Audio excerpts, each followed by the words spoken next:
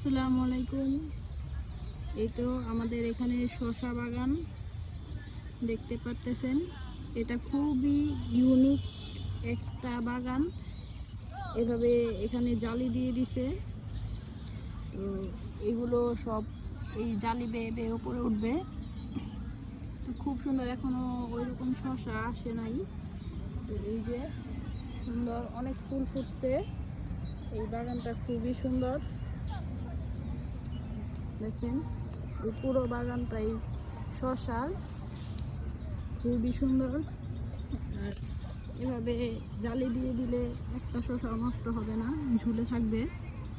খুবই সুন্দর হয়েছে বাগানটা। যারা যারা শসা বাগান করতে চান তারা এইভাবে শসা বাগানটা করতে পারেন। এটা একটা ইউনিক, এটা আসলে চাইনিজদের আইডিয়া। আমি অনেক ভিডিওতে দেখছি, তো আজকে প্রথম দেখলাম এইভাবে। খুবই সুন্দর হয়েছে। এই যে এইভাবে দিয়ে এখানে জালি লাগিয়ে দিচ্ছে। এই তো এইভাবে অনেকে টমেটো গাছও করে। তো এটা শসা, এটা খুবই ভালো লাগলো। এখনো শসা হয় নাই, আই থিঙ্ক এগুলো রোজার জন্য তারা হারভেস্ট করবে, রোজাতে এগুলো বড় হয়ে যাবে।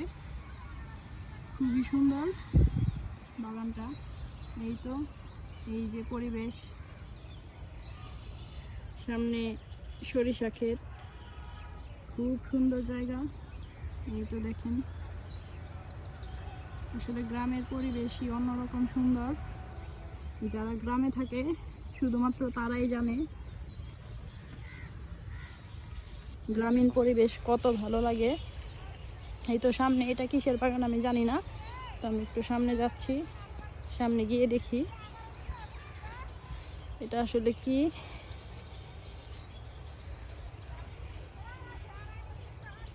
এই যে সামনে এগুলো মরিচ গাছ। এই যে এইভাবে মরিচ দিয়ে দিছে, আমি জানি না এগুলো কি জন্য। হয়তো বা পানি শুকিয়ে যাবে না বৃষ্টিতে ভিজে যাবে, আমি জানি না সঠিক, তাই বলতে পারলাম না। তো এই যে এই সাইড পুরোটা এইভাবে মরিচ গাছ লাগিয়ে দিছে, তো এটা আমি ফার্স্ট টাইম দেখলাম, এর আগে আমি কখনোই দেখি নাই। এই তো খুবই সুন্দর আইডিয়া, যে বাগানটা করছে খুবই পরিপাটি সুন্দর। চারপাশে এইভাবে জাল দিয়ে দিছে যেন মুরগিতে নষ্ট না করতে পারে। মুরগি পাখি অনেকেই আছে। এই তো সরিষা ক্ষেত দেখেন, সুন্দর সরিষা ফুল।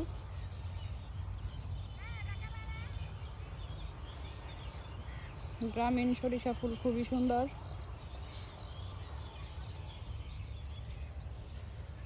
এই যে বাগানটা,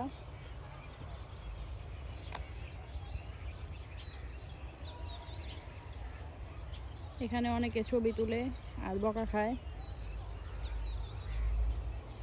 আসলে আমরা ছবি তুলতে পারি, আসলে এই মানুষের কৃষিকাজে কোনো কিছু নষ্ট করা ঠিক না।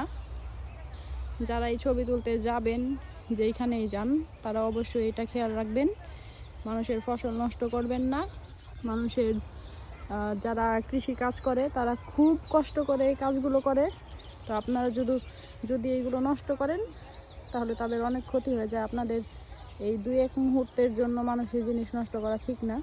যারা আসলে গাছ লাগায় তারা গাছের মর্ম বুঝে, যে আসলে কত কষ্ট করে গাছ লাগাতে হয়। তো এই যে